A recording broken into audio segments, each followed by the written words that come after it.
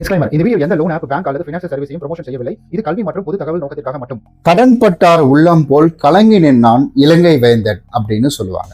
அதாவது நம்ம எல்லாருக்குமே கடன் அப்படின்னா ஒரு பயம் அப்படின்றது தான் இருக்குது. சரி, ரிங் அப்ளிகேஷனை பேசுறேன்னு சொல்லிட்டு எதுக்காக தேவையில்லாம இதை பேசிக்கிட்டு இருக்க அப்படின்னு கேட்குறீங்களா? அதாவது முக்கியமான விஷயம் என்னன்னா, நம்ம கடனை எப்படி கையாளுறோம் அப்படின்றதுல தான் நம்மளுடைய வாழ்க்கை அப்படின்றத இருக்குதுங்க.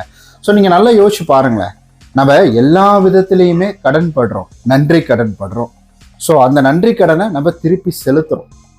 அதுதான், அதாவது நம்ம ஒரு டிசிப்ளினோட ஒரு கடன் வாங்கும் பொழுது நம்ம வாழ்க்கை அப்படி போகும்.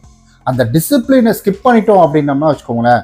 நான் ட்ரூ பேலன்ஸில் லோனுக்காக ட்ரை பண்ணி அந்த ஆப்பில் எப்போவோ ஒரு டைம் மிஸ்டேக் பண்ணிட்டேன்.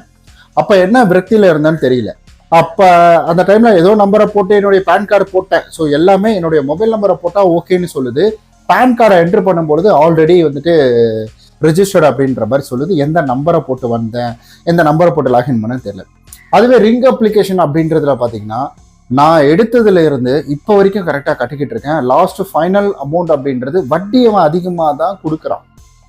கண்டிப்பாக ஒரு அப்ளிகேஷன் அப்படின்றது பார்த்தீங்கன்னா அவங்களுக்கு லாபம் இல்லாமல் பண்ண மாட்டாங்க.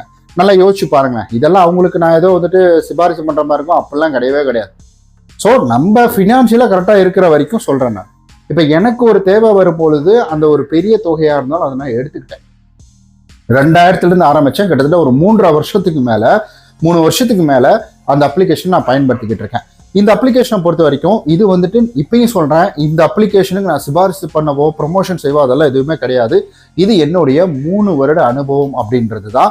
ஸோ இது முழுக்க ஒரு ரிவ்யூ அண்ட் எஜுகேஷன் பர்பஸ்க்காக மட்டும்தான்.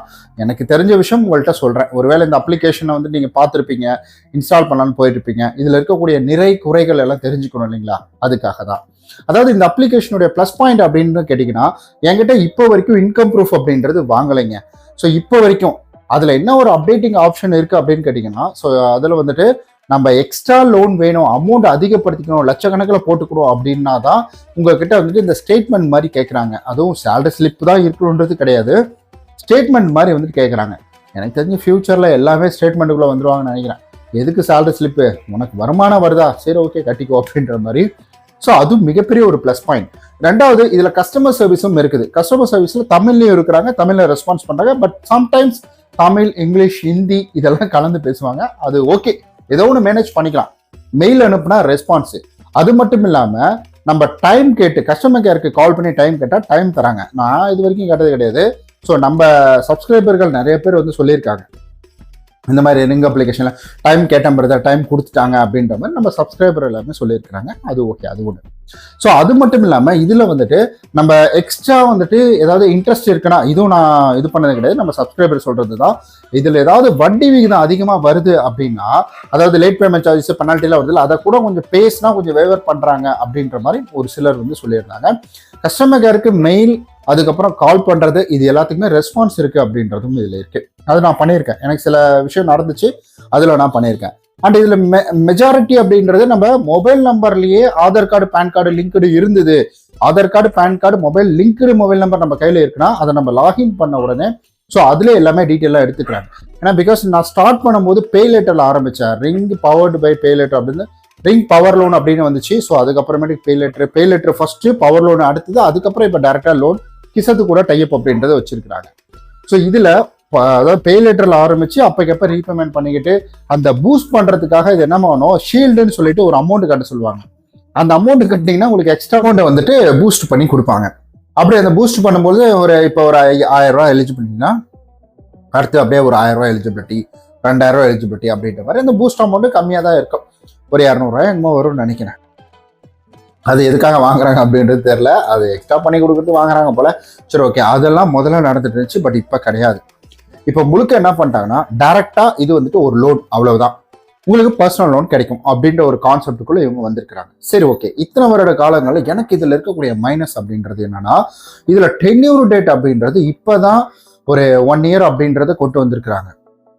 பட் இதுல இதுக்கு முன்னாடிலாம் 6 மந்த்து 3 மந்த்து 4 மந்த்து இந்த மாதிரி தான் வந்துட்டு 1 இயர்க்குள்ள, அதாவது 8 மந்த்துக்குள்ள தான் எனக்கு டென்யூர் டேட் அப்படின்றது கொடுத்துக்கிட்டு இருந்தாங்க.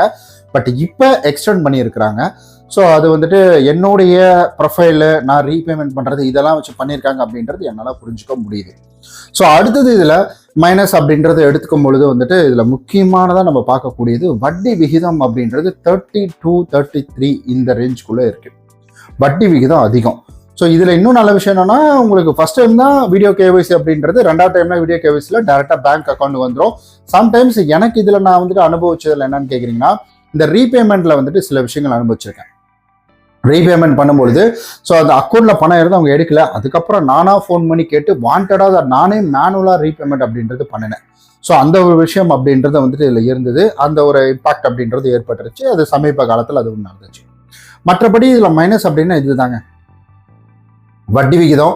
ஒரு பெரிய தொகை கொடுக்கல, பெரிய தொகை வந்துட்டு கம்மியாக தான் கொடுக்குறாங்க. பட் அவங்க இன்கம் ப்ரூஃப் கூட நான் எக்ஸ்ட்ரா தரேன்றாங்க. பட் நம்ம அதெல்லாம் மைனஸாக பார்ப்போம் இல்லைங்களா, அது எல்லாமே. அப்புறம் ஒரு சிலர் என்ன சொல்கிறாங்கன்னா, இந்த கலெக்ஷன் வர்றவங்க வந்து கொஞ்சம் பேசுகிறாங்க, உடனே கலெக்ஷன் வர்றவங்க வந்துடுறாங்க அப்படின்ற மாதிரி சொல்கிறாங்க. பட் அது நான் என்னுடைய அனுபவம் கிடையாது. ஏன்னா அதெல்லாம் நம்மளுடைய சப்ஸ்கிரைபர்கள் சொல்கிறது. இந்த மாதிரி இந்த அப்ளிகேஷன்லேருந்து வந்துட்டாங்க, கிசத்துலேருந்து வராங்க, ரிங்கிலேருந்து கிசத்துக்கு வராங்க, கிசத்துலேருந்து ரிங் வராங்க, இந்த மாதிரி 2 மாறி மாறிலாம் வராங்க அப்படின்ற மாதிரி சொல்லியிருந்தாங்க. பட் நமக்கு தெரியாது. நம்மளுடைய சப்ஸ்கிரைபர்கள் நிறைய பேர் சொல்லியிருக்கீங்க. இதுதான் என்னுடைய வந்துட்டு இந்த 3 வருட அனுபவம், 3.5 வருடம் இருக்கும்னு நினைக்கிறேன். இத்தனை வருட அனுபவம் அப்படின்றது இந்த அப்ளிகேஷன் எனக்கு இதுதாங்க. பட் எனக்கு நிறைய டைம் இதில் எடுக்காமலாம் விட்டுருக்கிறேன். ஸோ டென்யூர் ரேட் கம்மியாக இருக்குன்னு சொல்லிட்டு. பட் வட்டி அதிகமாக இருந்தாலும் எனக்கு ஒரு எமர்ஜென்சி டைமில் ஓகே கை கொடுத்தது அப்படின்னு தான் சொல்லுவோம். உண்மையை தான் நம்ம சொல்லணும், கை கொடுத்தது அப்படின்றதான் நம்ம சொல்லணும். எல்லாருக்குமே இது ஓகேவா இருக்குமா அப்படின்னு கேட்டிங்கன்னா, அது அவங்கவுங்களுடைய ப்ரொஃபைலு, அவங்கவுங்களுடைய கிரெடிட் எலிஜிபிலிட்டி இதெல்லாம் பொறுத்து தாங்க வந்துட்டு நடக்கும். எனக்கு ஒரு அமௌண்ட் கொடுக்குறாங்க, படிப்படியாக கிராஜுவலாக இன்க்ரீஸ் பண்ணிட்டே போகிறாங்கன்னா எல்லாருக்குமே இந்த மாதிரி பண்ண மாட்டாங்க. ஸோ மேபி பண்ணலாம், பண்ணாமலும் இருக்கலாம். இது அவங்கவுங்களுடைய இன்டர்னல் ப்ரொஃபைலை பொறுத்து தான் வந்துட்டு நடக்கும். மற்றபடி வந்துட்டு இதில் ஓகே தான், எனக்கு ஆல் ஓவர் ஓகே தான் எனக்கு. ஸோ எந்த இஷ்யூவும் கிடையாது. என்ன இதில் எடுத்ததுனால வந்துட்டு கிசத்தில் போய் ட்ரை பண்ணும்போது கிசத்தில் தர மாட்டேங்கிறாங்க, அவ்வளவுதான். ஓகே கைஸ், இதில் இன்னும் எக்கச்சக்கமாக நிறைய ரீசன்ஸ் அப்படின்றது என்னால் சொல்ல முடியும், நிறைய விஷயங்கள் இருக்குது. பட் டியூரேஷன் பெருசாக எடுத்துகிட்டு போகக்கூடாது அப்படின்றதுக்காக கொஞ்சம் ஷார்ட்டாகவே முடிச்சிடறேன். உங்களுக்கு இதில் கேள்விகள் கண்டிப்பாக இருக்கும், இந்த அப்ளிகேஷன் தொடர்பாக கேள்விகள் இருக்கும்.